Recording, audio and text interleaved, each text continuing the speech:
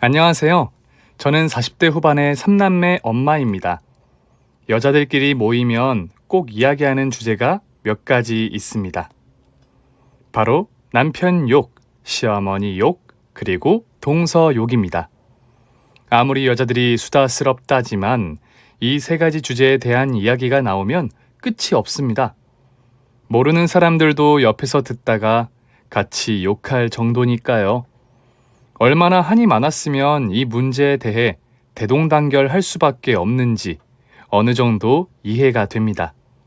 특히 동서와 형님 사이는 정말 오묘한 관계인데요. 어떻게 보면 정말 친해질 수도 있는 관계인데 또 달리 보면 은근한 경쟁 구도를 가질 수밖에 없습니다. 시부모에게 더 사랑받기 위해 온갖 암투를 벌이고 또 동서 자식보다 내 자식이 뒤처지면 사촌이 땅 사서 배 아픈 것 마냥 스트레스를 받습니다. 어찌 보면 전혀 모르는 사람 둘이 낯선 곳에서 만나 가족이 됐는데 서로 이 낯선 곳에서 잘 적응해 보자며 으쌰으쌰 할 수도 있는데 그렇지 않은 경우가 참 많습니다. 저도 한때 동서가 있었습니다.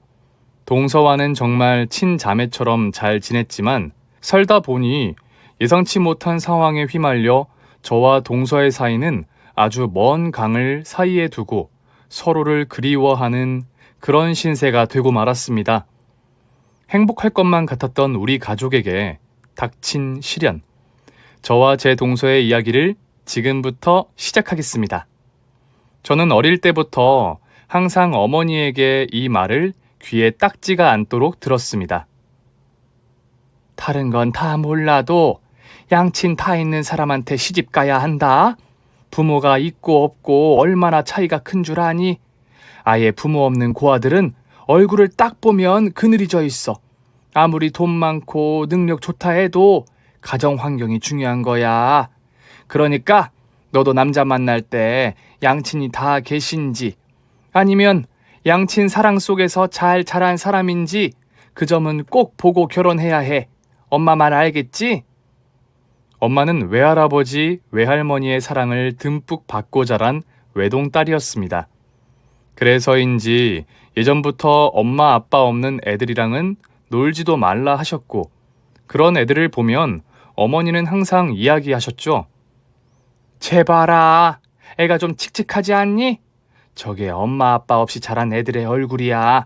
너하고 쟤랑 혈색부터 차이가 나잖아. 엄마는 무엇 때문인지 부모 없는 아이들만 보면 무슨 벌레 보듯 대했습니다.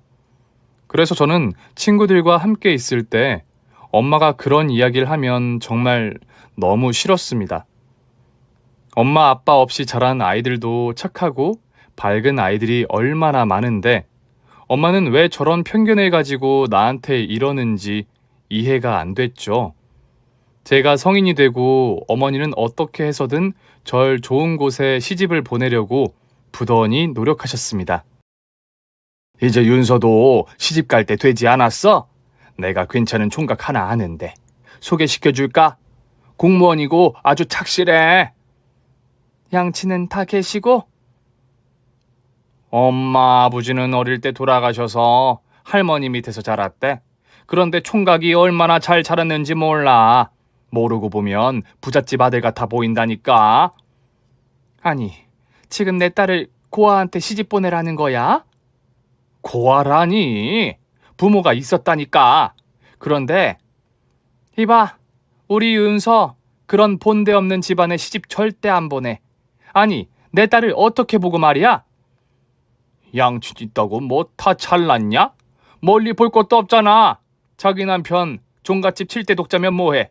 하는 일 없이 맨날 자빠져서 놀기만 하는데 윤서도 그런 집안에 시집 보내고 싶은 거야? 야, 너 말 다 했어? 다 했다. 왜? 엄마는 이런 소리를 들을 때마다 눈이 뒤집혀서 동네 사람들과 자주 싸우곤 했습니다. 사실 아버지는 7대 독자 장손이긴 했지만 정말로 손 하나 까딱하지 않는 그야말로 마마 보이셨죠. 너무 오냐 자란 탓에 아버지 스스로 할 줄 아는 게 하나도 없었습니다. 여보, 물. 여보, 양말. 여보, 나 머리 아파. 약 좀. 아버지는 정말 엄마를 시종 부리듯 부려먹었고 엄마는 그런 아버지의 응석을 다 받아주셨습니다. 아버지는 아기를 가지고 한 것은 아니었지만 세상 물정을 몰라도 너무 몰랐습니다. 하지만 엄마는 그런 아버지에 대한 불평, 불만 하나 없이 다 해주셨습니다. 엄마, 물 정도는 아빠 보고 떠다 먹으라고 해. 엄마가 아빠 엄마야? 그런 말 마라. 너네 아빠 형제 없이 자라서 얼마나 불쌍하니. 그런데 나는 네 아빠가 형제가 없어서 참 좋다. 그것만으로도 감사해. 그게 뭔 소리야? 너 생각해봐. 너네 아빠 다른 사람처럼 줄줄이 형제가 있어서 신우의 동서의 시동생까지. 아이고, 나는 생각만 해도 싫다. 너도 딱 너네 아빠 같은 사람 만나서 결혼하면 돼. 형제도 없고 양친 다 계시고 너네 아빠 언제 나한테 화 한 번 낸 적 있어? 없잖아. 다 밝게 자라서 그런 거야. 그리고 혼자 자라서 사랑을 듬뿍 받다 보니 욕심도 없어요. 그러니까 너도 명심해.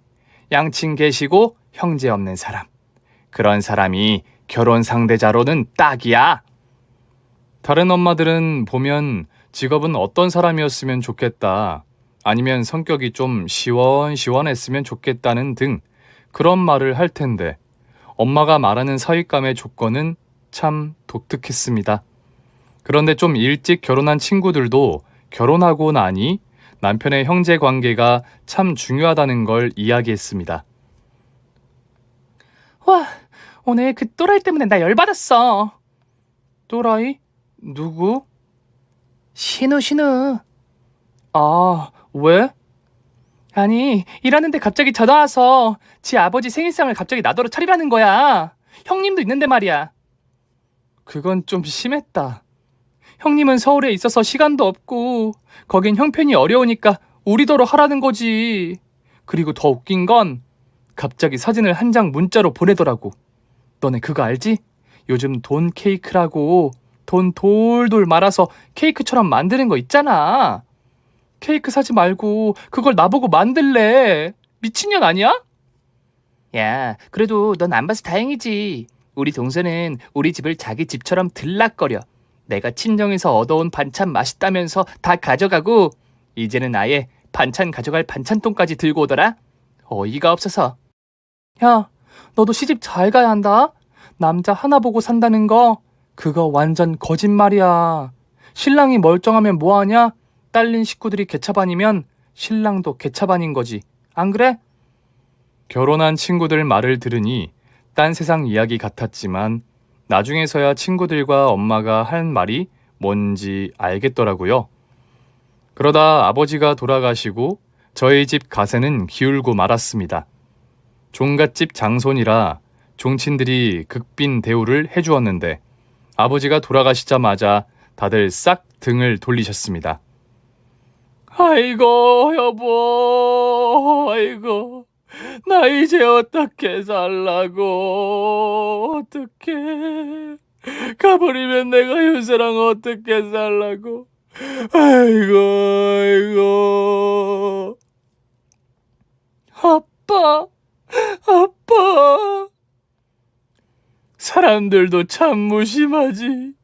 살아있을 땐 입에 혀처럼 굴다가 가고 나니 다들 코빼기도 안 비추고 땅이고 뭐고 자기들끼리 다 나눠 갖고 아주 천벌을 받을 놈들. 그렇게 아버지가 돌아가시고 엄마와 저는 작은 아파트를 얻어 생활했습니다. 대궐 같은 큰 한옥에서 살다가 이런 작은 집에서 생활하려니 처음엔 엄마와 저는 적응이 안 돼 많이 힘들었습니다. 어려운 생활이었지만 엄마는 종갓집 장손 며느리였다는 훈장을 절대 내려놓지 않으셨고 자존심 또한 더 지키시려고 노력하셨습니다. 누가 망한 집이라고 뒤에서 수군거리면 바로 가서 똥물을 부어버리고 절더러 애비 없이 시집은 어떻게 보내냐고 하면 그런 말을 하는 사람 입을 찢어버리겠다고 하면서 난리도 아니었습니다. 전 그런 엄마를 보며 엄마가 원하는 사윗감을 꼭 데려와야겠다 생각했죠. 그리고 저는 남자를 볼 때 꼭 엄마 말을 상기시키며 만남을 가지곤 했습니다. 그러던 어느 날 퇴근길에 집에 들어가기도 싫고 그래서 영화를 한 편 보러 갔습니다. 가끔 혼자서 영화를 보러 가는 일도 많았거든요. 영화 상영 시간이 다 돼 겨우겨우 영화관으로 들어갔고 전 제 자리를 찾아 앉았습니다. 영화관이 너무 어두워서 잘 안 보였고 티켓 번호를 보고 전 제자리인 줄 알고 덜썩 앉았죠. 그런데 저기 어머! 전 자리를 빨리 찾는다고 좌석에 사람이 앉아있는 줄도 모르고 그 사람 무릎에 앉아버렸고 당황한 그 남자 또한 너무 놀라서 서로 멀뚱멀뚱 얼굴만 쳐다봤습니다. 영화관에선 큰 소리를 낼 수 없기 때문에 저는 이 찰나의 순간을 어떻게 해결해야 할지 머릿속이 하얘졌습니다. 저기 F10 맞으세요? 네, 어머, 제 10이네요. 죄송해요. 영화 시작했으니까 일단 제 옆에 앉으세요. 전 거기서 이러쿵저러쿵 말하는 것도 아닌 것 같아서 그 남자 옆자리에 앉았습니다. 모르는 남자 무릎에 그렇게 앉아놓고 영화가 눈에 들어올 수가 없었습니다. 영화가 끝나면 어떻게 사과를 해야 할지 그것만 머릿속에 가득했죠. 영화가 끝나고 엔딩 크레딧이 올라가고 불이 켜지자 전 그 남자 얼굴을 제대로 볼 수 있었습니다. 수수한 체크셔츠에 면바지 그리고 하얀 얼굴에 좋은 인상을 가진 남자였습니다. 아까는 정말 실례했습니다. 제가 자리를 착각해서... 아니에요. 너무 가벼우셔서 제 무릎에 앉으신 줄도 처음엔 몰랐어요. 아닌데, 저 되게 무거워요. 아닌 것 같은데요. 영화 좋아하시나 봐요. 네. 그냥 혼자서 유일하게 즐기는 취미 생활이에요. 그쪽은요? 저도요. 저렴하게 즐기는 취미 생활이죠. 저기, 혹시 식사하셨어요? 네? 아니요. 이렇게 만난 것도 인연인데 우리 영화 이야기 하면서 식사나 하실래요? 전 처음 본 사람이랑 밥 먹는 것도 처음이고 이런 우픈 상황에서 그 남자 얼굴을 바라보며 밥을 먹는 게 맞는지 고민이 됐습니다. 그런데 그 남자 얼굴을 보면 볼수록 거절을 할 수 없었고 전 그 남자와 함께 저녁을 먹기로 했죠. 그 남자가 선택한 메뉴는 바로 분식, 떡볶이와 순대, 그리고 어묵을 시켜 맛있게 먹었습니다. 속으로는 어디 근사한 데 데려가려나 기대했는데 분식집이라 실망은 좀 했지만 그래도 그와 함께 먹으니 순대도 꼭 스테이크처럼 맛있었습니다. 우리 둘은 저녁을 먹고 영화에 대한 이야기를 밤이 새도록 이야기했고 하루 사이에 서로에게 빠져버렸죠. 그리고 그날 이후 우리는 좋은 영화가 나오면 항상 같이 봤고 사랑을 키웠습니다. 그리고 그 남자는 어렵게 말을 꺼냈습니다. 저기 윤서야, 나는 우리가 이렇게 만난 것도 운명이라 생각해. 나 너랑 결혼하고 싶어. 뭐? 나같이 가진 것도 없는 놈이 너같이 좋은 여자를 감히 내 아내가 되길 바라는 게 도둑놈 심보라고 생각할 수도 있지만 지금이 아니면 널 놓칠 것 같아. 윤서야, 나 정말 너 사랑해. 전 그의 진심에 마음이 움직였고 저 또한 이 사람이 아니면 안 되겠다는 생각이 들었습니다. 그래서 전 결혼을 결심했고 엄마에게 이 사람을 소개시키기로 마음먹었습니다. 그런데 생각지 못한 문제가 있었습니다. 그는 어릴 때 부모로부터 버려져 동생과 함께 고아원에서 자랐고 지금 가족이라곤 남동생밖에 없다고 했습니다. 분명히 엄마가 이 이야기를 들으면 난리가 날 텐데 이 문제를 어떻게 넘어야 할지 걱정이 태산이었죠. 하지만 이왕 부딪혀야 할 거 빨리 부딪히는 게 낫겠다 싶어서 전 엄마에게 그를 소개시키기로 마음먹었습니다. 그래, 어서 와요. 집이 좀 누추해서 이해 좀 부탁해요. 이 정도면 궁궐이죠. 전 한 번도 아파트에 살아본 적이 없어서요. 그래요? 주택에서만 사셨나 보네. 아니요, 고아원 나와서 센터에서 살다가 얼마 전에 동생이랑 겨우 방 하나 얻었어요. 고아원? 엄마, 그게 아니라 너 지금 결혼할 사람이라고 데려온 게 고아라고? 어머니, 저도 제가 고아라서 이렇게 윤서랑 결혼 결심하기까지 많이 고민했습니다. 그런데 저 윤서 호강시켜줄 자신 있습니다. 그러니 엄마는 고아라는 이야기를 듣자마자 찬물을 끼얹어 버렸고 차마 입에 담지도 못할 욕을 했습니다. 우리 집이 어떤 집안인 줄 알아? 우리 윤서 아빠 7대 독자였어. 윤서 아빠 돌아가시기 전에 우리 이런 데서 살게 될 줄은 상상도 못했다고. 형편이 좀 어려워졌다고 해서 격이 떨어지는 건 아니지. 어디 감히 고아 주제에 우리 딸을 분수를 알아야지. 상놈이랑 양반이랑 결혼하는 거 봤어? 봤냐고. 너같이 부모 없는 것들이랑 사랑 하나면 다 되는 줄 알고 덤비는데 천만의 말씀이야. 누울 때를 보고 누워. 어디 감히 우리 집에 발을 들이긴 들여? 나가! 꼴도 보기 싫어. 나가라고! 한 번만 더 우리 딸 만나면 내가 아주 사지를 찢어 놓을 테니까 나가! 엄마의 반응은 생각보다 더 심했습니다. 이렇게 막말을 해댈 줄은 생각도 못했습니다. 전 그가 그렇게 당하는 걸 보고도 한마디 할 수도 없었습니다. 너무 속상해서 눈물만 계속 흘렸고 엄마의 성격을 알기 때문에 제가 말을 보탰다간 그가 더 심한 말을 들을 것 같아서 바보같이 가만히 있었습니다.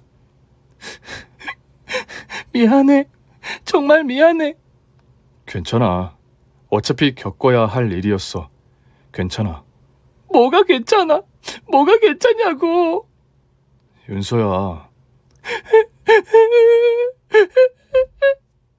저는 그날 이후 엄마와 한마디도 하지 않았고 이렇게 넋놓고 있다간 그와 헤어질 것 같아서 전 엄마에게 편지를 남기고 가출을 했습니다. 엄마, 나 그 남자 아니면 안 되겠어. 엄마가 바라는 양친 다 계시고 형제도 없는 그런 사람은 찾기도 싫고 내가 원하는 사람이 아니야. 난 그냥 내가 사랑하는 사람과 사는 게 마음 편할 것 같아. 엄마가 마음이 좀 진정이 되면 그때 엄마를 다시 보러 올게. 못난 딸 키워줘서 감사하고 나중에 웃으면서 만나길 기도할게. 엄마 사랑해. 안 된다고 윤서야. 전 그렇게 그의 집으로 들어갔고 시동생 부부와 작은 단칸방에서 신혼을 시작했습니다. 단칸방이다 보니 방 가운데 커튼을 치고 저희는 작은 신혼방을 만들었고 그때는 둘이 있는 것만으로도 좋아서 가난해도 그저 웃을 일만 있었죠. 하지만 동서는 갑자기 형님이 생겨 좀 놀라기도 했지만 그래도 저에게 많은 의지가 되어 주었습니다. 형님, 이제 아주버님이랑 같이 가락시장에서 과일 도매업 한다니까 형편이 좀 필 거예요. 그때는 방 2개짜리 아파트로 이사 갈 수 있겠죠? 그럼 돈 버는 사람이 집에 3사람이나 있는데 아파트 이사 가는 거 금방이야. 동서는 몸이나 잘 챙겨. 결혼했을 때부터 지병이 있었던 동서는 늘 몸이 약했습니다. 형편이 어려운데도 건강이 안 좋으니 일을 하러 갈 수도 없었죠. 한 달 병원비와 약값도 만만치 않게 나가서 시동생과 남편이 번 돈은 절반 이상이 동서에게 쓰였습니다. 그래도 전 불평불만 하나 하지 않았습니다. 가족이니까 그럴 수 있다고 생각했죠. 형님, 죄송해요. 저 때문에 매달 이렇게 생활비가 모자라서. 그런 말이 어딨어. 만약 내가 아팠어도 동서 그렇게 말할 거야? 아니잖아. 그러니 얼른 낫기나 해. 병원비 걱정은 하지 말고, 응? 형님은 이런 가난이 싫지 않으세요? 글쎄, 난 지금 내가 가난하다고 생각해 본 적이 없어. 돈이 없는 걸 가난하다고 말한다면 가난이지. 그런데 나는 마음이 편하면 돈 없어도 행복하니까 차라리 이게 낫다고 생각해. 내가 사랑하는 사람이랑 살고, 그리고 사랑하는 사람 가족들이랑 같이 사는 이게 가난이 아니라 행복 아닐까? 형님은 있는 집에서 자라서 그런지 늘 긍정적이시네요. 뭐든지 좋게 생각하면 좋게 일이 풀려. 그러니까 자꾸 안 좋은 생각하지 말고 서방님 오면 늘 웃는 얼굴로 대해줘. 서방님도 많이 힘드실 거니까. 저만큼 힘들까요? 어? 동서는 한 번씩 결혼 생활에 대한 회의감이 드는 것 같았습니다. 가난을 벗어나 결혼을 했는데 다시 또 가난을 짊어지고 살아가야 하니 힘에 부친다는 말을 많이 했습니다. 전 그런 동서를 볼 때마다 힘내라고 다독여 주었죠. 그날도 평범한 하루였습니다. 남편과 시동생은 일을 하러 간다며 아침 일찍부터 나갔고 저도 출근 준비를 하느라 바빴죠. 출근하고 나서 자리에 앉자마자 모르는 번호로 전화가 왔습니다. 안상식 씨 보호자 되시죠? 그런데요? 지금 병원으로 좀 오셔야 할 것 같습니다. 오전에 안상식 씨와 동생으로 보이는 분이 교통사고가 나서... 네? 아니, 아침에 그렇게 멀쩡하게 나간 두 사람이 교통사고라니. 저는 제발 크게 안 다쳤길 바라며 병원으로 뛰어갔습니다. 그런데 병원에 도착하자마자 그 정신없는 응급실에서 제 눈에 들어온 건 하얀 천으로 감싼 두 사람이었습니다. 저보다 먼저 병원에 도착한 동서는 망연자실해 바닥에 주저앉아 소리도 내지 않고 눈물만 흘리고 있었습니다. 형님, 저 이제 어떻게 살아요? 앞으로 저 가족이라곤 남편밖에 없었어요. 근데 저 어떻게 살아요? 이거 정말 말이 안 되잖아요. 사실 동서는 시동생과 마찬가지로 고아였습니다. 보육원에서 만나 둘은 친구에서 연인으로 발전했고 그렇게 부부의 연을 맺게 되었습니다. 그런 동서에게 시동생은 전부였습니다. 가족이라곤 남편이 유일했던 동서. 그런 남편을 잃은 상실감은 이루 말할 수가 없었습니다. 동서는 시동생이 세상을 떠나고 나니 살 의미가 없다고 하루는 악을 썼다가 하루는 시체처럼 누워 있다가 정말 몸과 마음이 모두 무너진 상태였습니다. 그러다 한 달 내내 먹지도 자지도 않고 멍하니 벽만 바라보고 있었습니다. 그렇게 저는 동서가 잘못될까봐 하루하루를 노심초사하며 살았습니다. 그런데 갑자기 제 몸에도 이상이 왔습니다.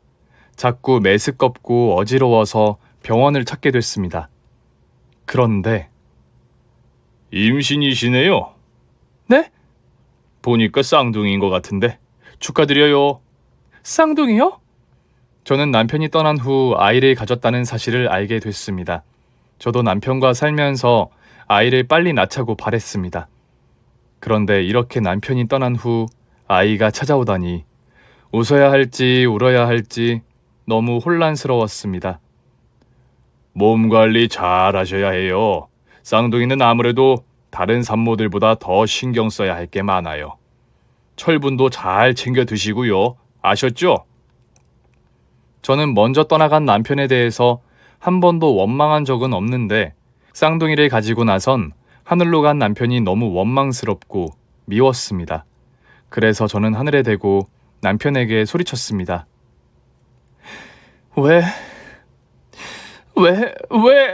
아이들이라도 보고 가지. 이렇게 아이들과 나만 놔두고 가면 나는 어떡하라고. 나 진짜 어떡하라고. 당신 정말 나빠. 당신 정말 나쁜 사람이야. 아픈 동서에 쌍둥이까지 전 정말이지 이 난관을 어떻게 헤쳐나가야 할지 몰랐습니다. 동서는 동서대로 힘들고 저는 저대로 힘들고 같은 집에 살면서도 서로 남처럼 살았습니다. 점점 배는 불러오고 먹고는 살아야 하고 그냥 살아야겠다는 집념 하나로 그렇게 10달을 버텼습니다. 그리고 시간이 지나 저는 쌍둥이를 낳게 됐고 다행히 쌍둥이는 아무런 탈 없이 건강하게 세상 밖으로 나오게 됐습니다. 그렇게 저는 아이를 출산하고 병원에 있는 동안 동서가 걱정이 됐습니다. 밥은 잘 챙겨 먹는지, 몸은 괜찮은지 산후조리를 하면서도 온통 동서 걱정뿐이었죠. 쌍둥이를 안고 집에 돌아오니 집은 너무 적막했고 동서는 없었습니다. 저는 몸도 성치 않은 사람이 어딜 갔지 하고 동서를 찾았습니다. 동서! 동서! 집을 다 둘러봐도 동서는 없었습니다. 현관에 신발도 그대로 있는데 도대체 동서는 어디로 갔는지 감이 잡히질 않았죠. 그렇게 쌍둥이를 눕히고 고개를 들었는데 동서 옷장이 제 눈에 들어왔습니다. 그런데 순간 식은땀이 흐르면서 설마라는 생각이 들었습니다. 그런데 동서? 옷장을 열어보니 동서는 스스로 해서는 안 될 극단적인 선택을 하고 말았습니다. 동서? 왜 이러면 안 돼! 안 된다고! 저는 당장 동서를 옷장에서 꺼냈고 119를 불렀습니다. 다행히 골든타임을 놓치지 않고 병원에 도착해서 동서는 간신히 목숨을 건질 수 있었습니다. 전 동서가 깨어나자마자 너무 화가 나서 소리를 쳤습니다. 동서 정말 미쳤어? 죽으면 다야? 죽으면 다냐고, 어? 내가 동서 걱정 얼마나 하는지 몰라? 몰라서 이러냐고! 나 이제 쌍둥이, 동서까지 이러면 나 정말 못 살아. 죽어. 나 죽는다고. 형님, 죄송해요. 정말 저도 어쩔 수가 없었어요. 동서는 너무 힘들어서 그랬다고 말했습니다. 동서가 힘든 이유는 제가 쌍둥이까지 가진 마당에 자기까지 짐이 될까봐 그런 선택을 했다고 말했습니다. 동서는 절대 나한테 짐 아니야. 내가 일 나가면 쌍둥이 누가 봐줘? 동서가 봐줘야지. 동서가 우리 쌍둥이 작은 엄마잖아. 제가 작은 엄마네요. 동서 조카들 잘 봐주고 내가 밖에 나가서 돈 열심히 벌어올게. 그러니까 제발 이런 짓 절대 하지 마. 생각도 하지 마. 알겠어? 그땐 나 진짜 동서 안 볼 거야. 그렇게 저는 동서를 달랬고 동서는 쌍둥이들을 보며 조금씩 웃음을 되찾아가는 듯 했습니다. 동서 덕분에 저는 일에 전념할 수 있었고 신혼 초부터 모아온 적금을 탈 날이 드디어 다가오게 됐죠. 동서! 나 내일 적금 타는 날이다. 우리 적금도 타는 마당에 먹고 싶은 것 실컷 먹자, 응? 동서 뭐 먹고 싶어? 전 뭐 별로 생각 없어요. 우리 쌍둥이들 기저귀값 대느라 힘드실 텐데 거기에 쓰세요. 그래도 동서 먹고 싶은 거 말해봐. 이 형님이 다 사줄게. 동서는 그냥 제 말에 그저 웃기만 했습니다. 저는 그동안 쌍둥이들을 너무 잘 봐준 동서에게 뭐든지 다 해주고 싶었죠. 그리고 동서도 건강이 회복되면 좋은 짝을 찾아 다시 가정을 이룰 수 있게 저 나름대로 계획이 있었습니다. 다음날 저는 적금을 타고 룰루랄라 집으로 갔죠. 동서, 나 여기다가 돈 넣어놓을 테니까 집에 있으면서 잘 좀 봐줘. 내가 다음 주 월요일에 적금 나눠서 또다시 적금 통장 만들 거거든. 그러니까 잘 좀 봐줘. 네, 형님.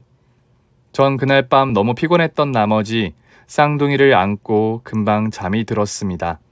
적금을 타고 나니 마음도 뿌듯했고 아이들과 동서 이렇게 더 행복하게 살아야지라고 생각하며 잠이 들었습니다. 그런데 다음날 아침에 일어나 보니 동서는 없었습니다. 동서? 저는 또 라는 생각이 들었습니다. 동서가 장롱에서 극단적인 선택을 했던 그때 일이 생각나 너무 무서웠습니다. 저는 다시 동서의 장롱을 조심스레 열었습니다. 그런데 아니, 여기 있던 옷이 다 어디 갔어? 어? 옷장에서는 동서 옷이 하나도 없었고 장롱은 원래 비어 있었던 것 마냥 흔적도 없이 깨끗했습니다.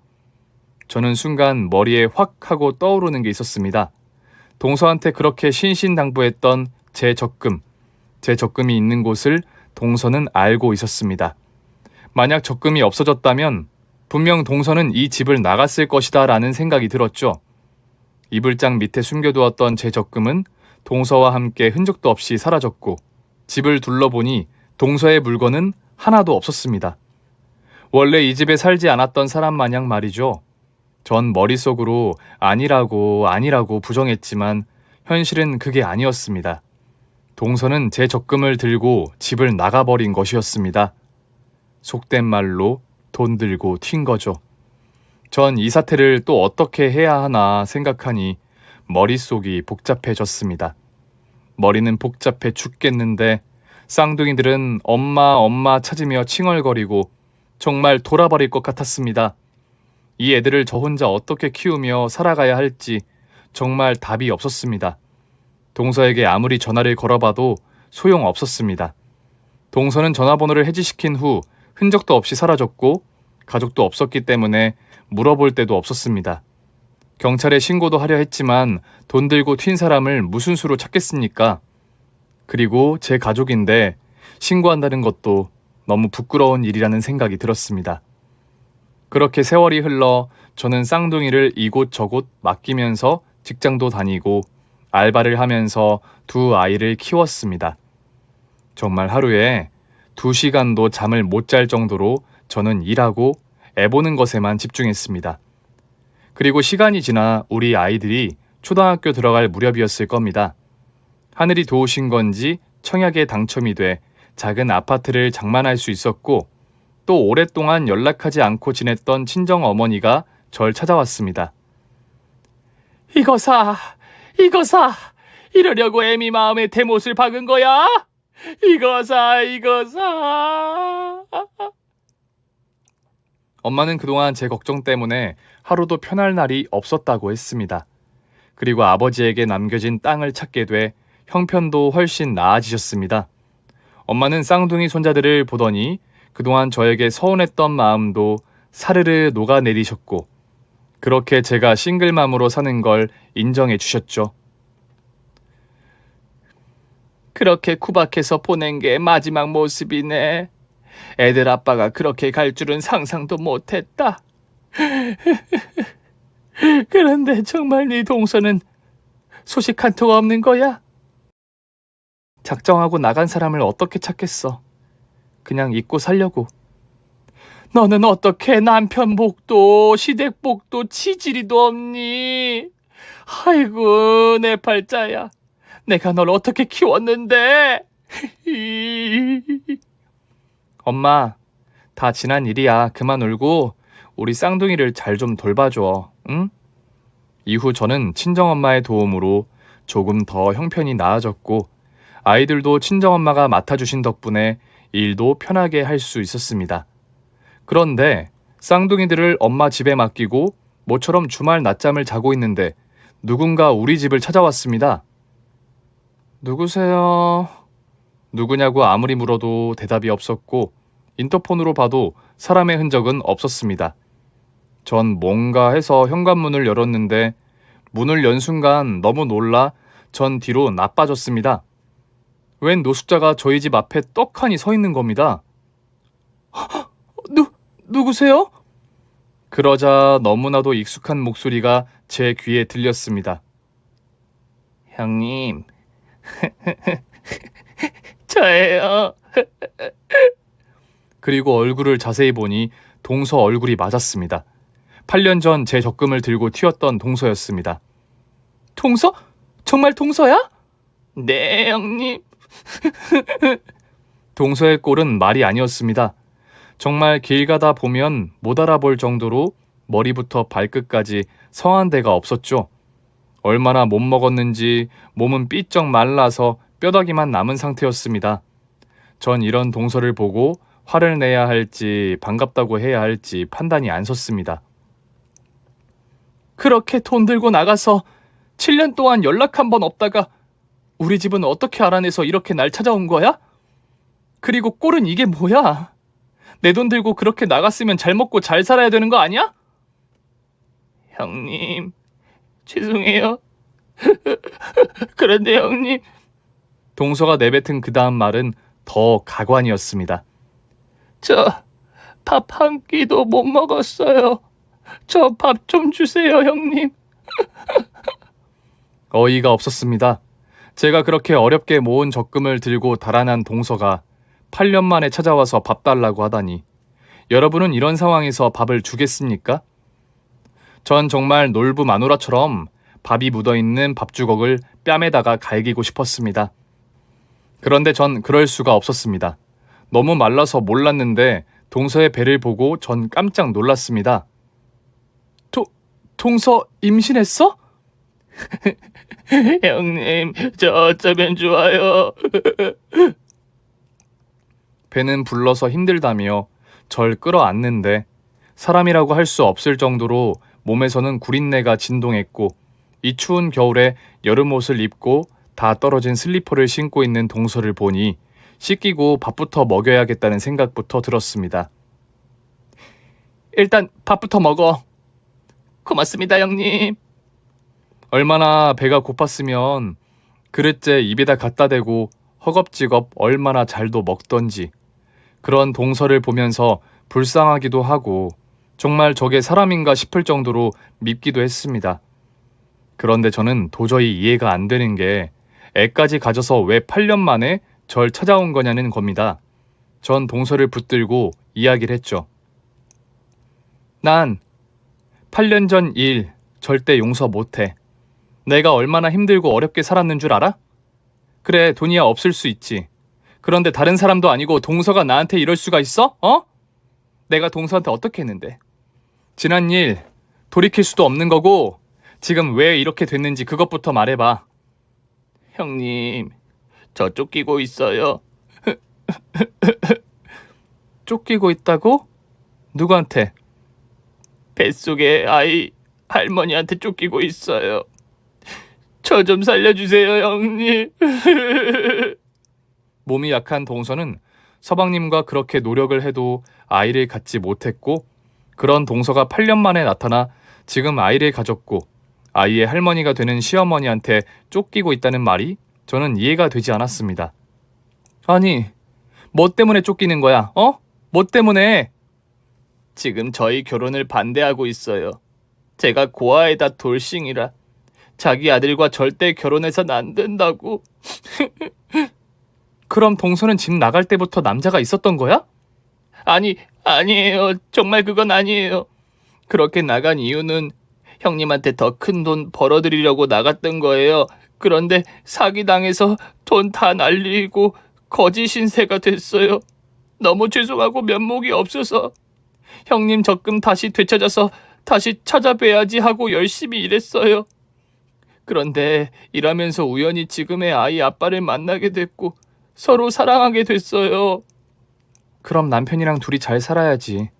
왜 이 꼴이 된 거야? 알고 보니 그 남자 정말 저하고는 사는 수준이 하늘과 땅 차이였어요. 말만 들으면 다 아는 대기업 재벌 3세였어요. 전 그 말을 듣고 헤어지려고 했어요. 분명히 상처받을 게 뻔했거든요. 저 같은 걸 누가 며느리로 받겠어요? 그것도 재벌 3세 집에서요. 하지만 남편은 절 찾아와서 결혼하자고 졸라댔고 그걸 안 시어머니가 난리를 쳤어요. 아니, 자기 아들만 데려가면 그만이지 왜 동서를 쫓고 있는 거야? 둘이서 그렇게 전국을 돌며 도망치다가 아이를 가진 걸 알게 됐어요. 시어머니는 또 그걸 어떻게 알았는지 초반에 싹을 잘라야 한다며 절 찾아서 아이를 없애려고. 전 시어머니가 제가 사는 곳을 알아낸 걸 알고 맨발로 그냥 도망쳤어요.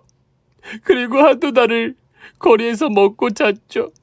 어디라도 몸을 좀 뉘이고 싶었지만 시어머니는 어떻게 해서든 절 찾아서 저 세상으로 보낼 생각만 했거든요.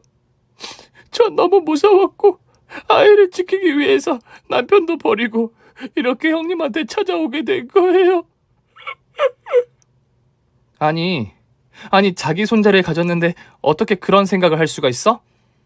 모르겠어요, 형님. 그냥 저란 존재는 자기 아들 잡아먹는 벌레 같다고 얘기했어요. 저희 둘 떼어놓으려고 정말 안 한 짓이 없었어요. 전 그걸 못 참아 몇 번이나 헤어지려고 했지만 남편이 절대 헤어질 수 없다고 그래서 이렇게 된 거예요. 저는 동서의 말을 듣고 미운 마음도 있었지만 측은지심이 더 앞섰습니다. 적금을 들고 집을 나갔고 더 큰 돈을 벌어서 다시 돌아오려고 했던 동서. 그러다 한 남자를 만나게 됐고 그렇게 갖고 싶던 아이도 가지게 됐는데 이렇게 쫓기는 신세가 된 걸 보니 너무 마음이 아팠습니다. 동서는 오로지 아이 생각 때문에 자기가 노숙자가 된데도 불구하고 모든 것을 인내하고 참으며 거리를 헤매다가 결국 이렇게 절 찾아온 겁니다. 왜냐하면 동서에게 가족은 제가 유일했으니까요. 지난 일은 다 잊자. 동서가 그렇게 나 걱정해서 그런 일을 벌였다는 거 그 마음 믿을게.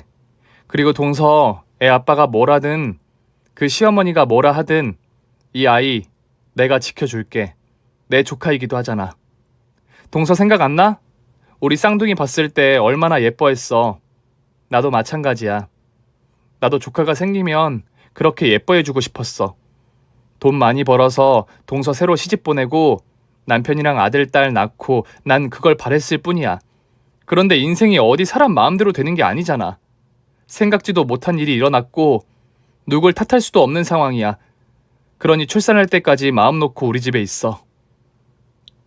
형님, 형님은 제가 믿지도 않으세요? 안 믿다면 거짓말이지. 그런데 어쩌겠어. 가족이잖아. 전 그렇게 동서를 다시 받아들였고 동서가 출산할 때까지 저는 온 정성을 다해서 동서를 보살펴 줬습니다. 그런데 어느 야심한 밤에 누군가 우리 집 문을 두드렸습니다. 계세요? 계세요? 누구세요? 우리 와이프 여기 있나요? 전 순간 이 남자가 동서의 새 남편이구나 직감이 들었습니다. 그리고 이 사람을 집에 들여야 할지 말아야 할지 고민이 됐습니다. 나 동서 형님이에요. 아, 네. 말씀 많이 들었습니다. 와이프한테 이야기 들으셔서 아시겠지만 지금 와이프 상태가... 동서 상태 잘 알면서 동서를 길거리에 내버려 둔 거예요? 아니에요. 저도 엄마를 어떻게 해서든 설득시켜서 저희 집으로 데려오려고 노력했는데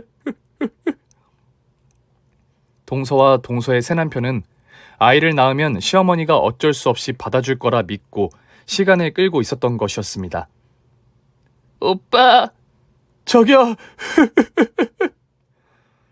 둘은 눈물의 상봉을 했고 오랜만에 단란한 새 가족이 만나게 됐죠. 오늘도 얼마나 조심스럽게 나왔는지 몰라. 엄마가 알면 또 난리를 칠 거니까 아이 나올 때까지만 우리 조금만 떨어져 있자. 어? 나 혼자 아이 키워도 돼.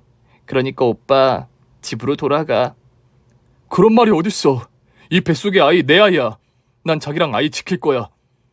전 동서 남편을 직접 보니 믿음이 갔습니다. 위험을 무릅쓰고 동서를 찾아온 그가 참 고마웠죠. 염치없지만 부탁드립니다. 우리 와이프랑 우리 아기 잘 지켜주세요. 그래요. 아이가 태어나면 모든 일이 다 해결될 거예요. 동서는 걱정 말고 어머니 잘 설득하세요. 전 그렇게 동서의 남편을 보냈고 둘은 미래를 위해 잠시 이별을 했습니다. 그리고 그렇게 5달이 지나 동서는 아무 탈 없이 출산을 했고 예쁜 딸을 낳았습니다. 어머, 이렇게 예쁜 공주님이 또 있을까? 동서, 축하해. 다 형님 덕분이에요. 울지 마. 기운 떨어져. 내가 미역국 끓여왔으니까 그거 먹고 빨리 회복해야 해. 쌍둥이 엄마 경험으론 엄마가 잘 먹어야 애도 건강하게 잘 큰다고. 나 미역국 가지러 집에 잠깐 다녀올게. 푹 쉬고 있어. 그렇게 전 동서에게 먹일 미역국을 가지러 집에 갔고 제가 집에 간 사이 뜻밖의 손님이 동서를 찾아왔습니다. 이 못된 년! 이 모진 년! 결국 이렇게 내 속을 후벼 파야 네 속이 풀리니, 아? 어머니, 절 어떻게 해도 전 상관없어요. 제발 우리 아기만은. 내가 미쳤냐? 내 핏줄한테 해코지하게. 네? 딸이란 소식에 회장님 지금 너무 들떠서 너랑 아기만 기다리고 계신다. 나도 이제 너희들한테 두 손 두 발 다 들었다. 손주까지 태어난 마당에 이 늙은이가 욕심부려서 뭐하게 했니? 얼른 짐 싸라. 집으로 가자. 어머님. 그런데 너 고아라 가족도 없는데 누가 널 이렇게 거둬준 거니? 저한테 유일한 가족이요. 제 형님. 저기 오시대요. 형님.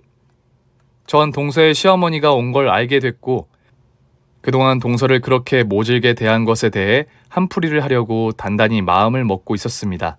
그런데 아이고, 감사합니다. 감사합니다. 우리 며느리 그리고 우리 귀한 손녀 잘 돌봐주셔서 감사합니다. 뜻밖의 전개에 전 당황했고 이 사과를 어떻게 받아야 할지 난감했습니다.